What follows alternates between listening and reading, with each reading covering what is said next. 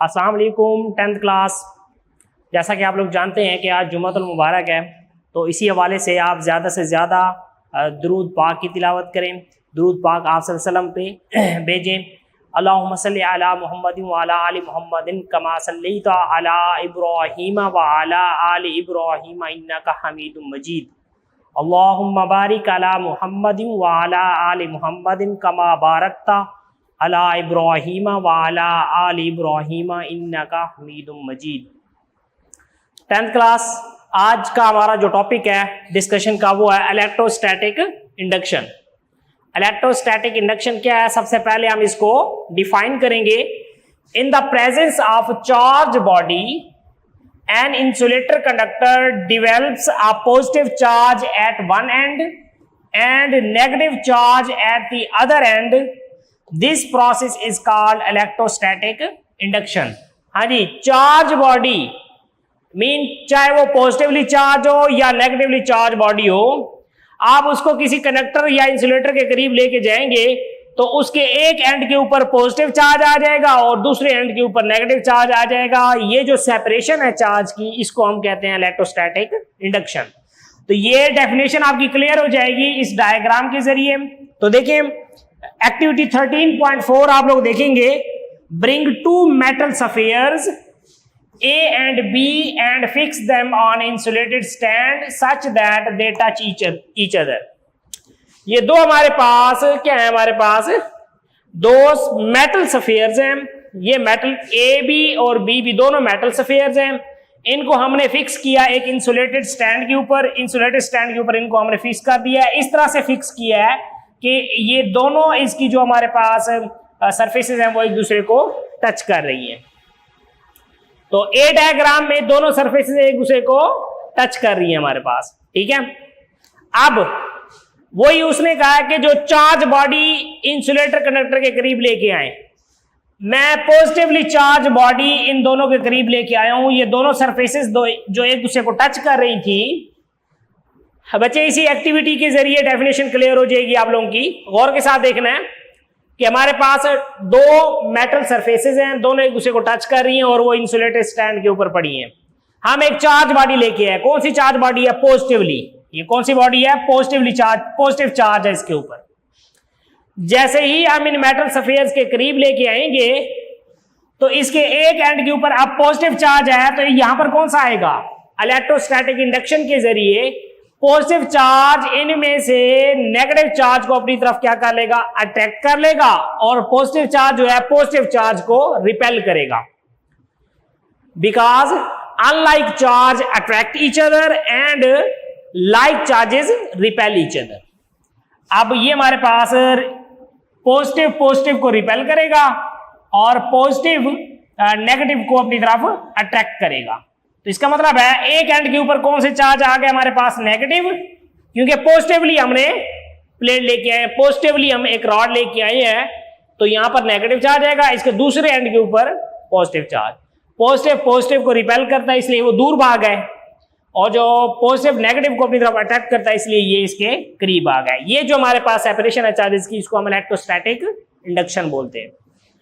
हाँ जी, अगर हम यहां पर लेके आए negatively charge body, negatively charge body लेके आए, तो इलेक्ट्रोस्टैटिक इंडक्शन के जरिए इसकी नियर एंड सरफेस के ऊपर कौन सा चार्ज आ जाएगा?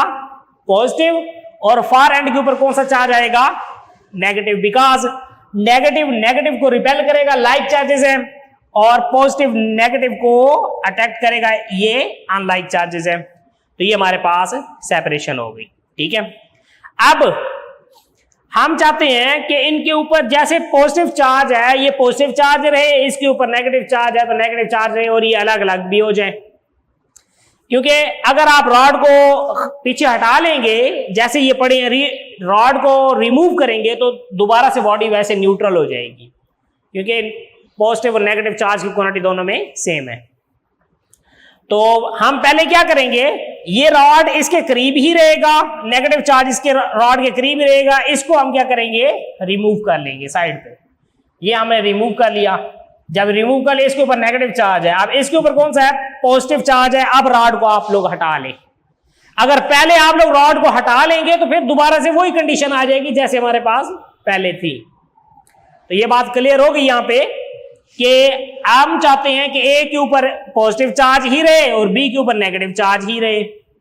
तो पहले आप क्या करेंगे, इस बॉडी को रिमूव करेंगे, बी बॉडी को दूर लेके जाएंगे, देन रॉड को रिमूव करेंगे। अगर रॉड को पहले रिमूव कर लिया फिर वो दोबारा दोनों पॉजिटिव नेगेटिव को अपनी तरफ अटैच कर लेगा, बॉडी न्यूट्रल हो जाएंगी।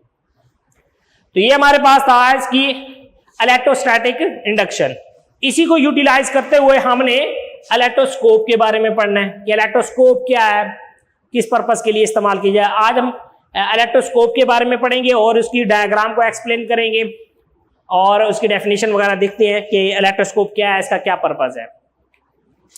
हाँ जी, a gold leaf electroscope is a sensitive instrument for detecting charges. Charges को डिटेक्ट करने के लिए कि किसी बॉडी के ऊपर चार्ज है या नहीं है। अगर किसी बॉडी के ऊपर चार्ज है तो कौन सा चार्ज है, पॉजिटिव चार्ज है या नेगेटिव चार्ज है, ये डिटेक्ट करने के लिए किसी बॉडी के ऊपर हम गोल्ड लीफ इलेक्ट्रोस्कोप को इस्तेमाल करते हैं। It consist of brass rod, ये हमारे पास इसका ब्रॉस रॉड है। It consist of brass rod with a brass disc, ये हमारे पास इसकी डिस्क होगी, brass disc at the top, brass disc at the top है, एंड टू थिन लीव्स, ये हमारे पास दो पतले थिन लीव्स है हमारे पास of gold foil hanging at the bottom. ये जो लीव्स हैं इनके ऊपर गोल्ड की सरफेस ये तह चढ़ी हुई है क्योंकि वो चार्जेस को डिटेक्ट करने के लिए इस्तेमाल किए जाएंगे। Hanging at the bottom, the rod passes through an insulator that keeps the rod in place। अब ये जो हमारे पास रॉड है, ब्रॉस रॉड, ये इंसुलेटर में से पास आउट होता है। ये हमारे पास इंसुलेटर मीन रबर टाइप हमने लगाए हुए साइड में, जो कि उस रॉड को क्या करते हैं, अपनी जगह फिक्स रखते हैं। और दूसरा ये है कि चार्ज जो डिस्क से लेकर लीव्स तक या लीव से लेकर डिस्क तक मूव करेंगे और वो किसी मेटल के जरिए किसी दूसरी सरफेस में भी ना जा सकें, क्योंकि उनका जो रास्ता है यहाँ से वो एटमॉस्फेयर में भी जा सकते हैं या किसी और चार्ज बॉडी के साथ भी जा सकते हैं। तो इसलिए ये जो रॉड है इसको इंसुलेटर के साथ इसलिए फिक्स किया जाता है ताकि चार्ज की जो डिस्ट्रीब्यूशन है कहीं और पर ना हो, वो स्मूथली तरीके से डिस्क से लेकर लीव्स तक क्या कर सके, मूव कर सके। और साथ में हमने एक ये हमारे पास ओवरऑल ग्लास जार होगा वैक्यूम टाइप, ताकि और जो प्रेजेंस ऑफ चार्ज है लीव्स को डिस्टर्ब ना करे। ये ग्लास जार होगा हमारे पास और यहां से हम ग्राउंड कर देंगे, उसको ग्राउंड करेंगे एल्यूमिनियम फॉयल के जरिए। यूजुअली ये कॉपर वायर भी यूज की जा सकती है क्योंकि वो गुड कंडक्टर है चार्ज का या इलेक्ट्रिसिटी का, गुड कंडक्टर है कॉपर वायर। तो ताकि इलेक्ट्रिकल एक्स्ट्रा जो इलेक्ट्रिकल डिस्टर्बेंस है, बाहर के जो चार्जेस हैं वो लीव्स की मोशन को डिस्टर्ब ना करें, इलेक्ट्रिकल डिस्टर्बेंस क्रिएट ना करें, इसलिए हमने ये ग्लास जार के अंदर ये साथ में ग्राउंडिंग भी दी हुई है कि अगर चार्ज की एक्सेस हो जाती है, ज्यादती हो जाती है, ज्यादा हो जाते हैं चार्ज, तो वो जमीन में क्या हो जाए, ग्राउंड हो जाए। तो ग्राउंडिंग के लिए भी इसको इस्तेमाल किया जा सकता है। तो ये हमारे पास इलेक्ट्रोस्टैटिक इंडक्शन और इलेक्ट्रोस्कोप, ये इलेक्ट्रोस्कोप की जस्ट डेफिनेशन और उसकी कंस्ट्रक्शन वगैरह हमने देखी है। तो इंशाल्लाह फर्दर लेक्चर में हम इलेक्ट्रोस्कोप के जरिए क्या क्या हम काम कर सकते हैं वो हम डिस्कस करेंगे। अल्लाह हाफिज़।